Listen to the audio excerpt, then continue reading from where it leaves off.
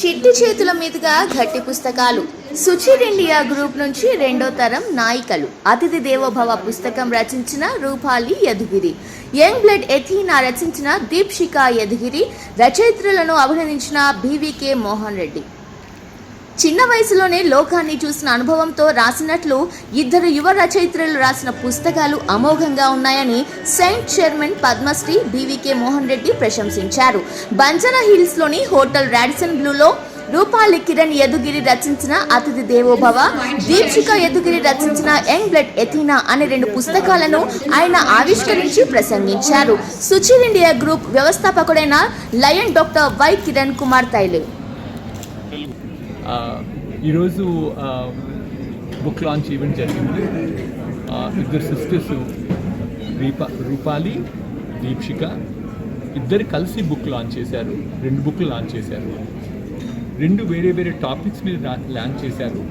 కానీ common thread ఏంటంటే మన సంస్కృతి, మన కల్చర్ గురించి రెండిటికీ కామన్ థ్రెడ్ అన్నమాట.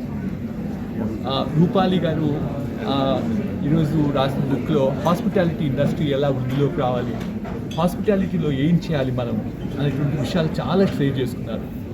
నేను చాలా ఇంప్రెస్ అయ్యాను. ఆమెకి ఇంకా 30 ఏళ్ళు రాలేదు, 20 ఏళ్ళలోనే ఉన్నారు.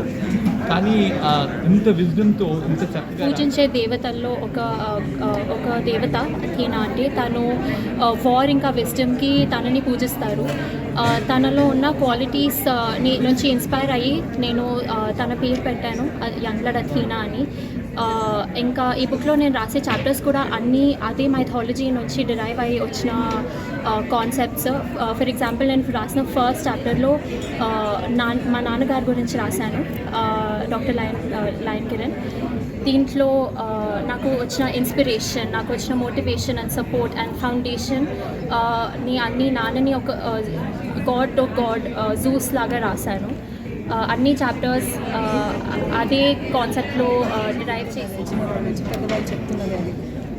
మనం ఇంట్లో పెరిగేటప్పుడు చూసిన రిచువల్స్ కానీ కల్చర్స్ కానీ అవుతున్నాయో అది మైండ్లో బాగా ఇది ఇంప్రెషన్ అయిపోయి నేను ఇప్పుడు పని చేసేటప్పుడు from the hospitality industry. So ఆ వర్క్ చేసేటప్పుడు దాంట్లో ఉన్న సిమిలారిటీస్ అవి దే అలైన్డ్ అ లాట్.